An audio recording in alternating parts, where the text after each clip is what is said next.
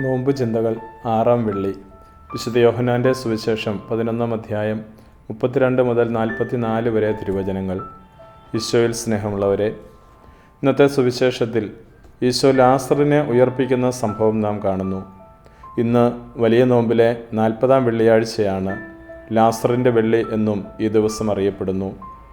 ഈശോ മരണത്തിൽ നിന്നും ലാസറിനെ ഉയർപ്പിക്കുന്ന ഈ സംഭവത്തിലൂടെ പുനരുത്ഥാനവും ജീവനുമായ ഈശോയ്ക്ക് മരണത്തിന്മേലും അധികാരമുണ്ടെന്ന് തെളിയിക്കുന്നു. ഈശോയുടെ സ്നേഹിതൻ കൂടിയായ ലാസർ മരിച്ച് അടക്കപ്പെട്ടിട്ട് 4 ദിവസങ്ങൾ കഴിഞ്ഞു. ദുഃഖസാന്ദ്രമായ ഈ അന്തരീക്ഷത്തിലാണ് ഈശോ ബഥാനിയായിൽ എത്തുന്നത്. ചുറ്റും മരണം തളം കെട്ടി നിൽക്കുന്ന അന്തരീക്ഷത്തിൽ മനുഷ്യൻ്റെ ദുഃഖത്തിൽ പങ്കുചേരുന്ന ഈശോയെ നാം കാണുന്നു. ബഥാനിയായിലെ ഈശോയുടെ പ്രതികരണങ്ങളിൽ മാനുഷിക ദുഃഖവും ദൈവിക അനുകമ്പയും അനാവരണം ചെയ്യപ്പെടുകയാണ്.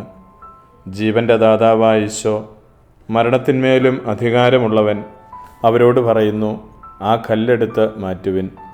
പലപ്പോഴും ആത്മീയ അന്ധകാരത്തിലും മരണത്തിലും കഴിയുന്ന നമ്മുടെ ജീവിതത്തിലും തിന്മയുടേതായ ചില കല്ലുകൾ എടുത്തു മാറ്റപ്പെടുമ്പോഴാണ് നാമും പ്രകാശത്തിലേക്കും ജീവനിലേക്കും കടന്നു വരുന്നത്.